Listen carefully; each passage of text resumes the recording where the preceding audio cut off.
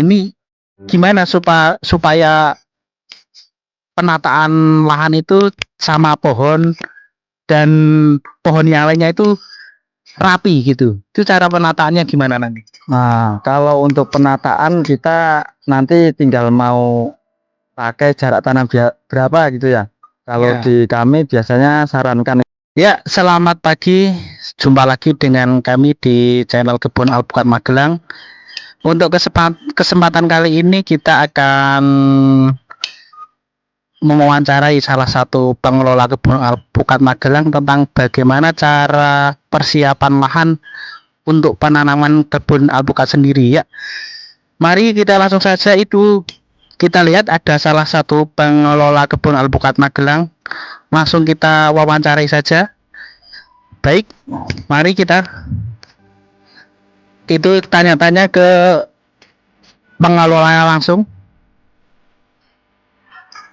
Selamat pagi, Pak atau Mas, ini dengan siapa?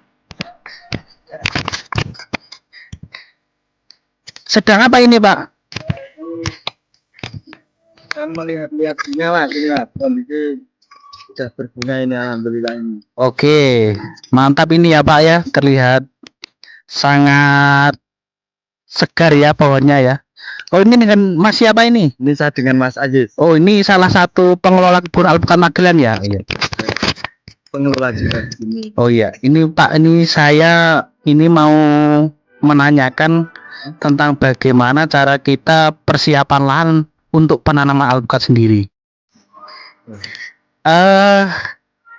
Apa Pak kira-kira yang harus kita siapkan terlebih dahulu untuk lahannya, dan bagaimana agar lahan itu nanti menjadikan menjadikan pohonnya itu sehat gitu. Itu gimana caranya Pak? Untuk persiapan lahan ya, mungkin untuk persiapan lahan itu awalnya kita harus melakukan seperti pengemburan tanah atau bikin drainase di kebun. Itu mungkin bisa seperti itu untuk awalnya. Oke Pak, mungkin yang pertama ya, cara penggemburan lahan itu seperti apa Pak?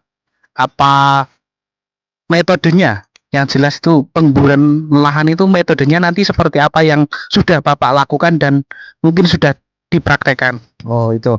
Kalau untuk penggemburan lahan itu bisa pakai manual, mungkin bisa pakai cangkul ya Mas, atau bisa dengan menggunakan traktor. Tinggal nanti kita lihat kondisi lahannya juga, entah perengan atau tanah datar, itu nanti kondisional. Nanti bisa pakai cangkul atau traktor, mungkin bisa seperti itu.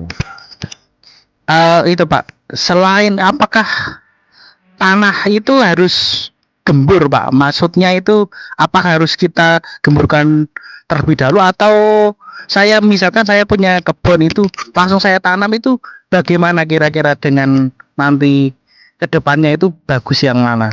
Oh, kalau untuk itu sih biasanya kalau yang sudah kami alami di sini itu biasanya emang harus ada penggemburan lahan, biar kan nanti akar juga itu kan juga butuh pernafasan, entah rongga tanah yang seperti apa biar untuk pengakarannya lebih ke maksimalnya lagi Mas.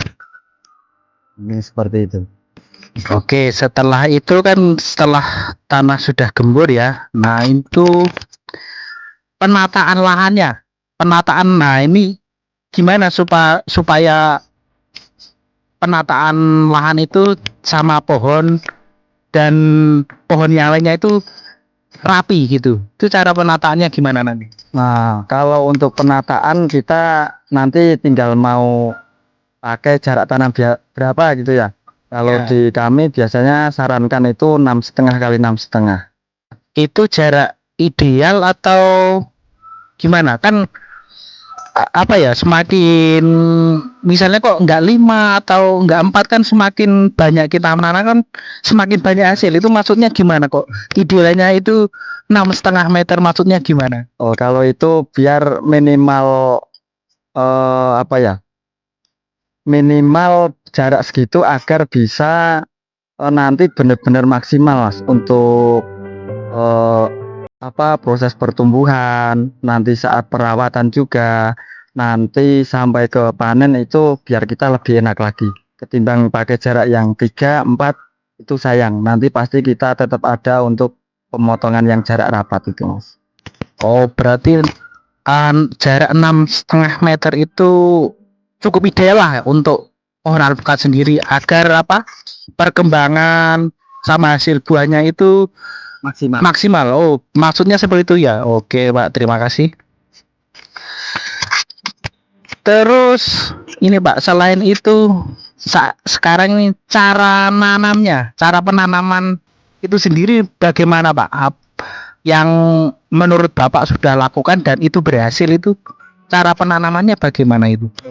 Kalau di sini ya karena kita tadi udah proses penggemburan lahan, kita menggunakan lubang tanam. Oh, jadi di bahasanya dilubangi gitu Pak? Oh, Dilubangi kita menggunakan 40 kali 40 lah ya minimal. Tinggal nanti pohon seberapa yang mau kita tanam begitu. Untuk ini Pak, ideal kedalaman lubang itu biasanya yang sudah Bapak lakukan itu kedalamannya berapa ya? Kalau kedalaman itu lah, pokoknya kita bibitnya kan juga nanti tanamnya beda-beda ya. Ada yang kecil, ada yang besar. Yang penting kita posisikan pangkal batang itu bisa rata tanah sampai ke atas. Jadi nggak usah terlalu dalam-dalam, nanti malah batangnya jadi kena tanahnya itu malah bikin lama nanti. Kadang bisa busuk seperti itu. Apakah itu